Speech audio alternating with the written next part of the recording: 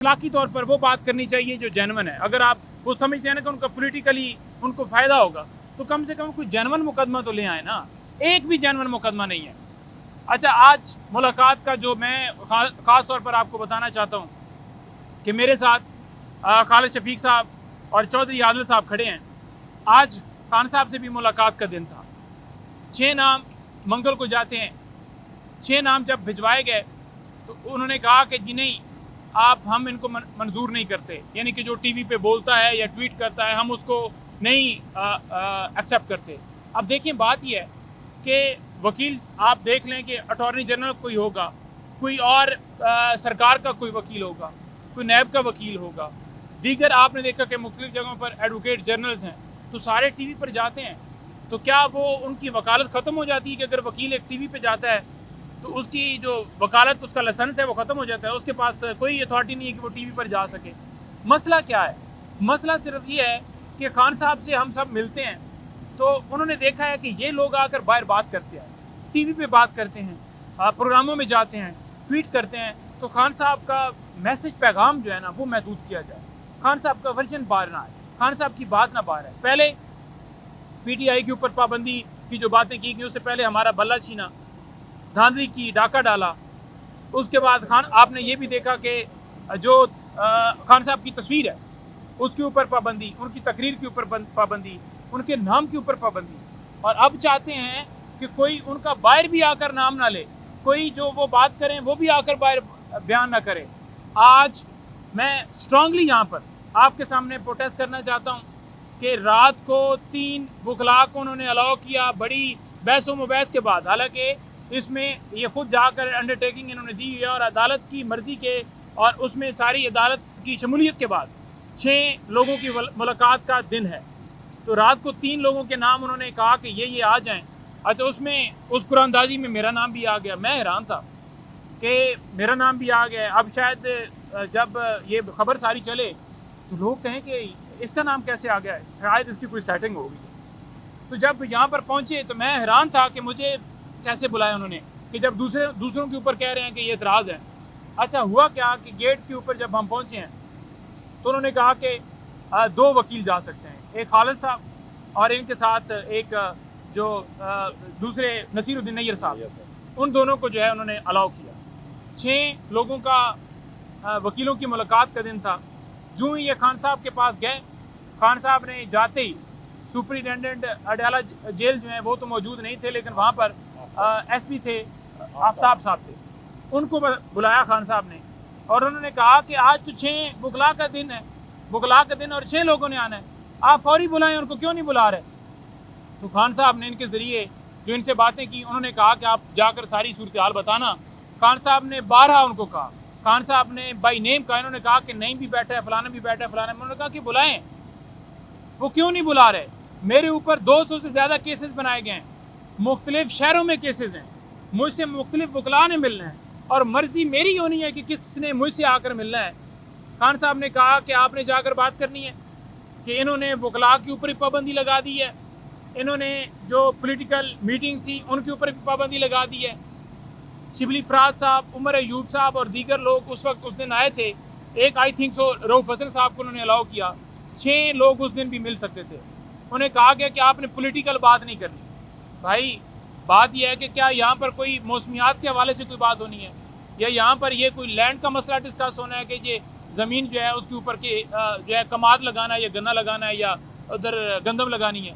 यहाँ पर तो डेफिनेटली इमरान खान पाकिस्तान के लीडर हैं, मुस्लिम उम्मा के लीडर हैं, एक पॉलिटिकल पार्टी के सरबराह हैं, उनका राइट है डिस्कशन करना, अपने रहनुमाओं से मिलते हैं। और जब वो जितने पॉलिटिकल रहनुमाओं की इजाज़त की बात है तो वो तो ऑलरेडी हर चीज़ लिस्ट सबमिट हुई है।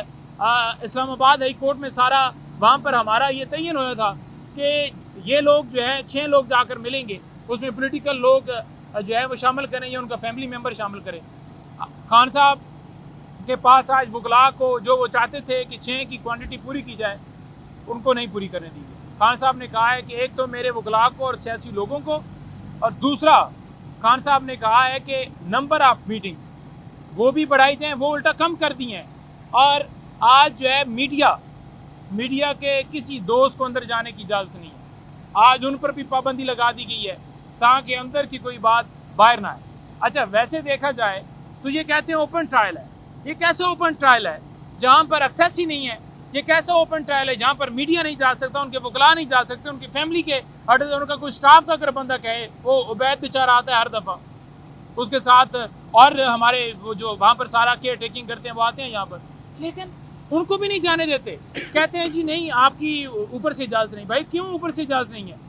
मतलब ऐसे लोग जो हम जानते ही नहीं है, नामालूम लोग, उन्हें बिठा दिए जाते हैं, उन्हें ले भी जाया जाता है, ठीक है। लेकिन जो हमारे लोग हैं, जो खान साहब के लोग हैं, जो खान साहब के वकला हैं, जो उनके पार्टी के रहनुमा हैं, उनको इजाज़त नहीं है। ये चाहते हैं कि खान साहब का बयान भी बाहर ना आए। क्यों ना है भाई? वो दहशत गर्द है। उसने क्या मुल्क का सौदा किया है? वो कोई गलत बात करता है, वो मुल्क के अंदर रूल ऑफ लॉ की बात करता है। वो कहता है कि धांधली ज़्यादा इलेक्शन क्यों हुआ, वो कहता है कि डाका क्यों डाला गया, वो कहता है कि करप्ट लोगों को क्यों, वो एहतसाब की बात करता है, वो मुल्क की खुशहाली की बात करता है, वो कहता है कि हमारे अदारे आज़ाद हों, वो कहता है कि हम गुलामी जो है वो कभी भी मंजूर नहीं करेंगे, वो कहते हैं हमारा मुल्क आज़ाद हो। क्या उसका ये कसूर है? यानी आप जो बंदा हक की, इंसाफ की बात करेगा, आप उसके ऊपर कदगन लगा देंगे। और कोई अगर उनका पैगाम बाहर लेकर यही लेकर आए, मैं अब 10 मिनट हो गए हैं, मैं यहाँ पर क्या बात कर रहा हूँ? मैंने क्या कोई कहा है कि उस चीज़ को आग लगा दो? तो मकसद इनका ये है कि खान साहब की बात बाहर ना आए। खान साहब ने जो तीन चार बातें की हैं, खान साहब ने एक तो दोबारा बात की है कि जनरल फैज़ उसको जो उठाया गया है, जनरल फैज़ को जो उठाया गया है और जो खबरें या वो सारी हमारे साथ जोड़ रहे हैं, मुख्तलिफ बयानात भी दे रहे हैं कि 9 मई के साथ इनका बड़ा ताल्लुक था, ये करवाने वाले में ये सहूलतकार थे या करवाने के अंदर इनका भी रोल था। उन्होंने कहा है कि ये मुझे जो है वो डेफिनेटली एक होती है, उनको पता चला है कि ये मिलिट्री कस्टडी के अंदर खान साहब को लेकर जाना चाहते हैं। तो उन्होंने इजहार की इस बात का कि इनका इरादा है कि ये मुझे मिलिट्री कस्टडी के अंदर लेकर जाएं, मिलिट्री ट्रायल करें, और इसी वजह से इन्होंने जो उसकी गिरफ्तारी की और जो हमारे साथ 9 मई की बातें जोड़ रहे हैं। क्योंकि अगर ज़मीन का मामला था ना, तो खान साहब ने तो कहा कि एहतसाब सबका होना चाहिए, चाहे वो बाजवा हो, उसकी वाइफ हो, कोई भी हो। लेकिन जब इन्होंने बात की कि 9 मई के अंदर जो है वो सारी इन्वॉल्वमेंट और सारा गठजोड़ मिला रहे हैं, तो उन्होंने कहा कि इनका बिल्कुल यही है कि ये चाहते हैं कि मिलिट्री कस्टडी के अंदर लेकर जाए। नंबर 2, उन्होंने कहा कि 9 मई के ऊपर जुडिशल कमीशन बनाने की दरख्वास्त हमने सुप्रीम कोर्ट में दी है, तो वो दरख्वास्त लगाई जाए, कौम के सामने हकीकत आए कि 9 मई के असल किरदार कौन था, कौन कराने वाले थे, और CCTV फुटेजेस भी वहाँ पर लाई जाएँ। और खान साहब ने दीगर दरख्वास्तें इनके ज़रिए जो पैगाम भिजवाया, खान साहब ने कहा है कि हमारी मुख्तलिफ दरख्वास्तें सुप्रीम कोर्ट के अंदर पेंडिंग थी। उन्होंने कहा है कि फंडामेंटल राइट्स की वॉलेशन की जो आज भी अगवाकारियाँ, लोगों के घरों में छापे, सारा कुछ हो रहा है, वो दरख्वास्त नहीं फिक्स कर रहे काजी साहब। खान साहब ने कहा है कि खान साहब ने कहा कि जो 8 फरवरी को डाका डाला गया, वो दरख्वास्त नहीं लगा रहे। इसके अलावा खान साहब ने कहा कि 9 मई जुडिशल कमीशन की दरख्वास्त जो है वो नहीं लगा रहे। इसके अलावा खान साहब ने कहा कि और जितनी दरख्वास्तें हैं जो हमने सुप्रीम कोर्ट में दी हुई हैं वो नहीं लगा रहे, और जहाँ पर एक जो है वो डाका डाला गया है तो वहाँ पर काजी साहब खुल के आकर उनकी प्रोटेक्शन कर रहे हैं। वो रिव्यू वाली दरख्वास्त भी उन्होंने फ़िक्स की। वो कहते हैं कि जो चीफ इलेक्शन कमिश्नर है या इलेक्शन कमीशन है, उनकी तज़हीक ना की जाए, उनकी जो इज़्ज़त है वो की जाए, उनका एहतराम किया जाए। भाई इज़्ज़त कोई करवाता है तो अपने काम से करवाता है, अपने कंडक्ट से करवाता है, अपने रवैये से करवाता है, अपनी जो उसके पास अथॉरिटी है उसका अगर गलत इस्तेमाल करेगा तो क्या लोग इज़्ज़त करेंगे? डाका डाला गया, डाके के बाद सीटें छीन कर किसी और को दी गई, उससे पहले बल्ला लिया गया, और उसके बाद अब भी वो पार्टी बने हुए हैं। तो जब कोई पार्टी बनता है तो लोग देखिए, जमहूरियत क्या है? जमहूरियत के अंदर हर एक को इज़हार राय का हक है। अच्छा, इसके अलावा खान साहब ने बुशरा बीबी साहबा के हवाले से और पाकिस्तान में जो इस वक्त सूरत हाल है उसके हवाले से बात की है। उन्होंने कहा है कि बुशरा बीबी का कोई कसूर नहीं है। बुशरा बीबी का ना किसी जो है वो तोशा खाना के किसी गिफ्ट से ताल्लुक़ है। बुशरा बीबी का ना 9 मई के जो केसेस बनाए गए हैं, यानी कि उन्होंने कहा कसूर किसी का भी नहीं है, ना मेरा है ना पाकिस्तान तहरीक इंसाफ के किसी बंदे का है। जिसने करवाया उसका कसूर है। लेकिन बुशरा बीबी को क्यों इम्प्लीकेट किया जा रहा है? वो तो घरेलू खातून है, वो एक पर्देदार खातून है, उनका तो सियासत से ताल्लुक़ ही नहीं है, वो तो सियासत में उनकी कोई इन्वॉल्वमेंट ही नहीं है। बतौर जब खान साहब वज़ीर आज़म थे, हुकूमत थी, कोई उन्होंने ऑफिस जो है वो होल्ड नहीं किया, तो उनको क्यों इम्प्लीकेट किया जा रहा है?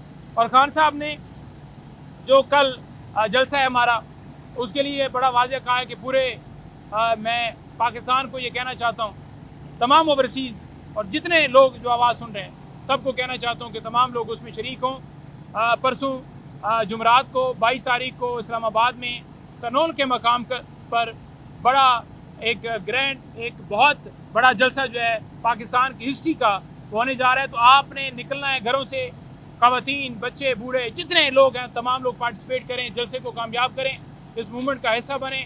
क्योंकि खान साहब आज अगर अडयाला जेल में हैं तो आपके बच्चों के मुस्तकबिल के लिए। खान साहब ने आखिर में ये बात कही है जो आज IMF और आपने देखा कि जो सूरत हाल है कि जो इनका नाम इन्हीं लिस्ट में डाला गया। खान साहब ने कहा कि देखें, मुल्क के अंदर मुआशी इस्तेकाम उस वक्त आ सकता है जब आपका मुल्क के अंदर पोलिटिकली इस्तेकाम आता है। तो पोलिटिकली इस्तेकाम उस वक्त आता है जो आवाम के मुंतखब नुमाइंदे जो हैं वो वहाँ उन सीटों के ऊपर बैठे हों। तो जब तक आप आवाम की राय का एहतराम नहीं करेंगे, हमारे मुल्क के अंदर कोई भी इस्तेकाम नहीं आ सकता। आवाम की राय का एहतराम करते हुए जिन लोगों को आवाम ने वोट दिया है उनको आप जो है मसनद पर बिठाएं। आप चोरों डाकुओं को बिठाएंगे जिनको आवाम ने रिजेक्ट किया है, तो ना बाहर से कोई आप पे ट्रस्ट करेगा, ना कोई आपके पास इन्वेस्टमेंट लेकर आएगा, ना कोई आपकी ये बढ़कें और एग्रीमेंट फलाना होगा, उसका कोई फ़ायदा होगा।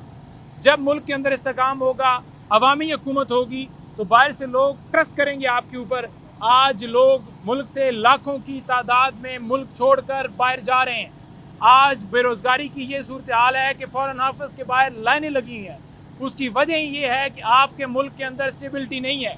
लोगों को नहीं पता कि वो घर रात को महफूज सोएंगे, उनके कारोबार के ऊपर डाका मारा जाएगा, कारोबार उनका बंद किया जाएगा, सील किया जाएगा, क्या होगा। तो लिहाजा इस्तेकाम जब तक नहीं आएगा हमारा मुल्क आगे नहीं बढ़ सकता।